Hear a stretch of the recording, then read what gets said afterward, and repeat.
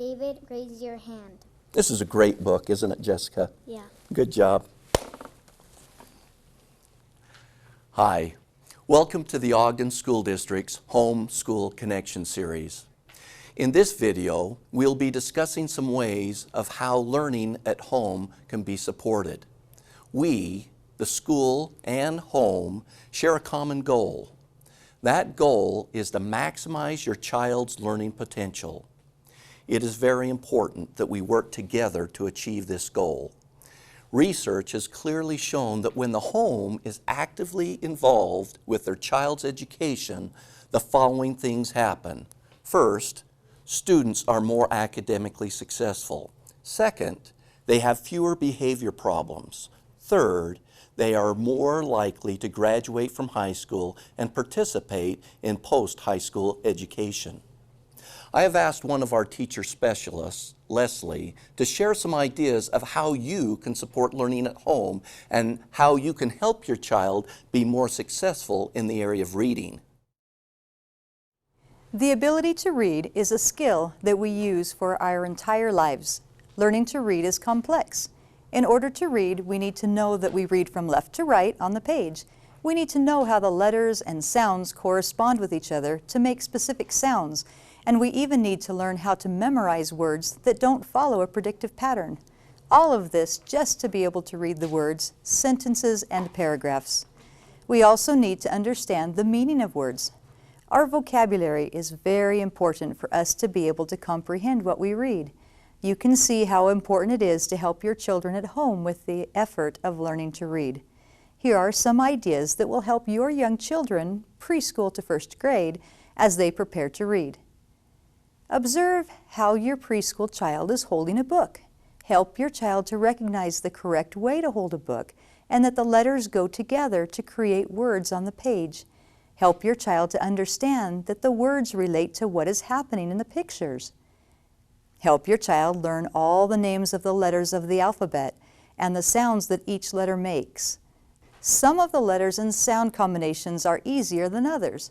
For example, the sound for letter M is M, and the sound for letter S is S. Those are easier to remember because the letter names sound similar to the sound the letter makes.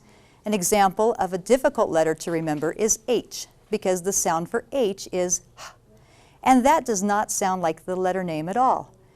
The vowels A, E, I, O, U are also difficult because their sound changes depending on where the vowel is in the word. If your child is just beginning to learn the letter names, consider using the letters in your child's name as a good place to start. It is not necessary to teach the letters in order of the alphabet. Random is best. While you are in the car, have your child identify letters and words that are on signs. Many young children can clearly state McDonald's or Burger King long before they can read words. This is known as environmental print. It is all the print that is out there that children pick up on as they are in the environment. Play the game I Spy with your child. Say, I spy the letter M on the sign, and your child tries to locate the sign with the letter M. Turn the game around and have your child identify the letter or word to be found. Also, if you are not the one driving, you can also read to your child while you are traveling from place to place. The grocery store or department stores are other opportunities to notice letters and words. Help your child read the signs. You could read the difficult words and your child could read the easier words. By doing these type of activities with your child, you are bringing attention to print. You help your child become more aware of print all around us that we can read. Up to this point, the discussion has been on letter and word recognition, which is critical to being able to read the words. Next, we will briefly discuss vocabulary. The more we know the meanings of the words, the better we can understand what we are reading. Here are a few ideas to help building your child's vocabulary. This applies to all elementary students, kinder through 6th grade. Help your child learn new vocabulary words. If you come across a word in reading that you think your child does not know, just tell them what it means and keep on reading. For example, the man tried to mend the bird's broken feather. To mend means to fix, so you would read, The man tried to mend or fix the bird's broken feather. It does not take any time at all to just add the meaning of the word as you read. After reading, revisit the word mend and have your child come up with something that he could mend. Building vocabulary does not just happen while you are reading. There are several opportunities to work on new vocabulary. For example, if you are visiting the doctor's office, there are a lot of items you can look at and discuss. A stethoscope is a frequent item seen at the doctor's office. Thermometer, syringe, examination, and prescription are also words that can be discussed. Another example is the grocery store. Cash register, cashier, produce, stocking shelves, dairy products, bakery, deli, quantity, and management are all great vocabulary words to discuss. Conversation. When we use specific words in our conversations, it is amazing how fast our children pick up on those unique words. For example, a parent might say, "Look at the snow, it glistens in the sunshine." If you use the word often, you might find your child saying the same thing. "Look, Mom, the snow is glistening here too." Be sure to revisit the words you have introduced to your child. It may take several exposures to a word before your child will start to use it and remember its meaning. When you revisit the doctor's office, discuss the words as you did on the previous visit. When you are at the grocery store, add more words to discuss. Science and social studies words. If your child comes home from school and indicates that he has studied about the life cycle of a butterfly, set aside 10 minutes of time to get on the internet to explore more about butterflies. As you explore the topic, you will find more opportunity to discuss other words related to the topic. If you do not have the internet at home, the public library gives you free access to the internet, and the librarian will also help you locate books about a specific topic you and your child would be interested in reading.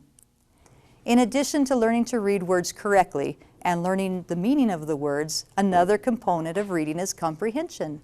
Comprehension is vital to reading. Children work so hard to learn to read, and it takes a lot of energy to pronounce words and to read them correctly. Sometimes children don't stop to think about what they are reading. Being able to understand what is being read is critical to learning. Comprehension can come from listening to others read as well as from reading on your own. To enhance comprehension, here are a few ideas that also apply to all elementary students, kinder through 6th grade. As you read, or your child reads, stop about every paragraph or page to discuss what is happening. This does not need to take a long time, just a quick discussion to see that your child understands. Have a sticky note handy and jot down a word that your child does not understand. Discuss the word when you stop to discuss the story. Read to your child. Stop to ask questions as you read. Your child does not have to worry about reading all the words, so that frees up your child to be able to think about and understand what is being read to him. This is not just for kids who have not learned to read yet. This is a wonderful activity for all elementary school-aged children. This could also be a great routine to do each night before your child goes to bed. In addition, since children tend to comprehend at a higher level when the story is read to them, you and your child can pick a book that is one or two grade levels above his or her current reading level. Take turns reading with your child. You read one page and your child reads the next page. Oftentimes, this becomes fun for the child because the parent may end up on the page that has more words. Many teachers recommend reading 20 minutes each night to ensure your child gets additional practice with learning to read. Remember, that 20 minutes of time is very important, and it can be broken down into smaller chunks of time. For example, 10 minutes after school and 10 minutes before bedtime works very well in some situations. Have your child retell the story or information he has read. This will help you to know if your child is able to remember what he or she has read. It is important that the details are in order. Retelling is meant to be a retelling of as much of the story as possible. Have your child summarize the story or information. Summarizing just highlights the main events. It is much shorter than retelling.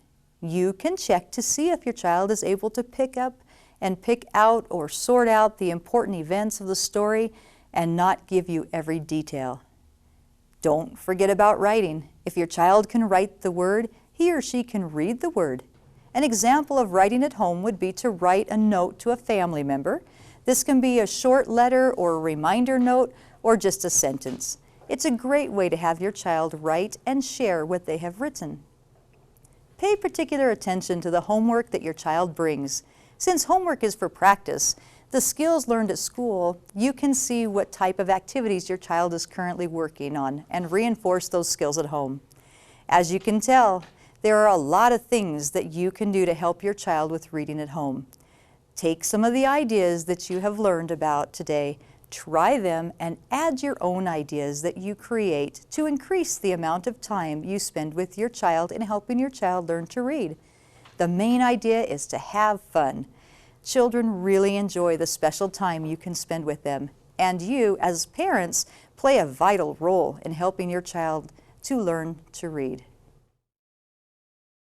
Thank you, Leslie.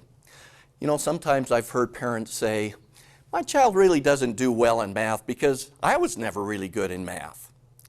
That doesn't really help motivate your child to do better in math. I'd like to have our district math specialist, Sandy, explain how you can help your child be successful in math, even if you weren't. Be positive about math. Let your child know that everyone can learn math. Avoid saying, I was never good at math, or I never liked math. Encourage your child to be persistent if a problem seems difficult. And praise your child when she makes an effort and share in her excitement. Help your children see that math is important in their lives. Above all, make math fun. Encourage your child to give explanations. Ask probing questions about their math thinking. You might ask, what are the key words in the problem? What strategies should we try first? Or how can we organize our data? Have we found all the possible solutions? What made you try that approach? Explain your thinking. Remember to count everything. Count toys, count kitchen utensils, count items as they come out of the dryer.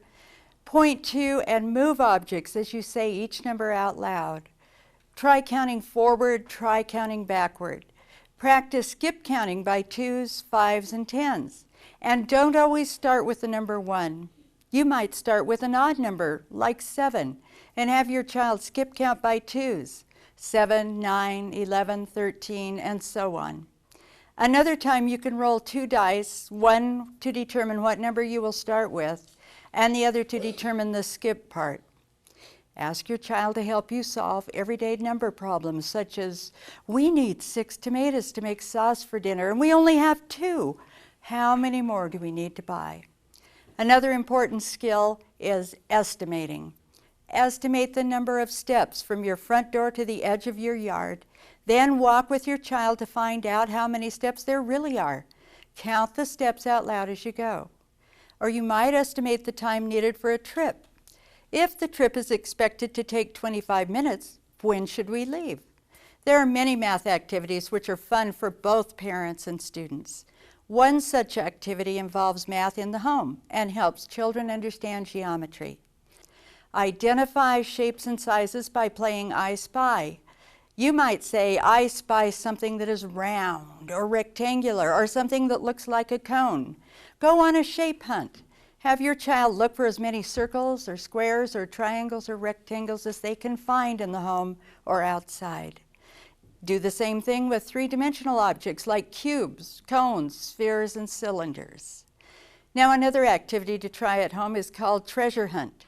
You and your child collect treasures such as buttons, screws, bottle caps, old keys, or toys.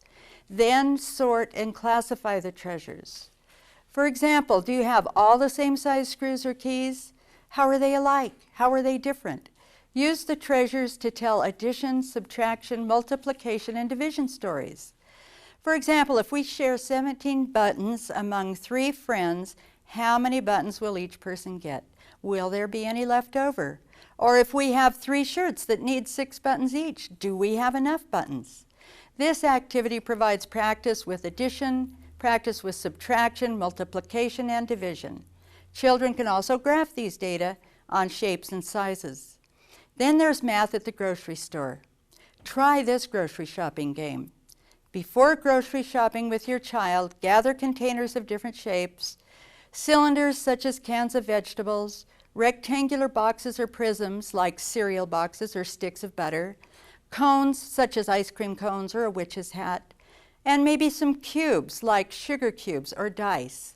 You might ask your child if a cube of butter is really a cube. Does it really have the shape of a true cube? Why do we call it a cube? Or ask whether a shape like this one can hold more or less than this shape. Once at the store, ask your child questions to generate interest in the shapes. Which shapes have flat sides? Which shapes have circles for faces? Do any have rectangles? Are any pointed on the top? Look for things in the shape of a sphere, such as oranges. Ask if spheres are harder to stack than other shapes. Which shapes are easier to stack than others, and why? Look for stacks of items in the shape of a pyramid. Determine which shapes take up a lot of space and which shapes stack well. Discuss why space is important to the grocer and why the grocer cares about what stacks well. In this activity, children learn to recognize shapes and connect math and volume principles to the real world. Try bringing in math when you and the family are out and about. License plate riddles are always fun. While traveling in a car, watch for license plates. Have children write down the digits on the license plate, ignoring any letters. Have your children call out the largest 3-digit number that can be made from the numbers on the license plate. Younger children could do a simpler task, such as finding the largest or smallest single-digit number or double-digit number. Older children might add the digits together to see who gets the correct sum in the fastest time. This activity helps children develop number sense. Another fun game is how long, how far.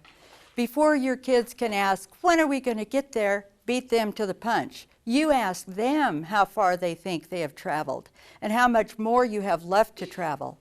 Talk about how long it takes to get to your destination. If it is 2 p.m. now and it takes 2.5 more hours to get there, ask them if you will be on time for a 5 o'clock appointment. This is a very high-level, challenging activity, provides opportunities for children to use mental math and estimation to calculate elapsed time and distance problems. Give your child a few coins to help them figure out the answers to these questions. I have 3 coins in my pocket. They're worth 7 cents. What do I have? Or I have 3 coins in my pocket worth 16 cents. What do I have?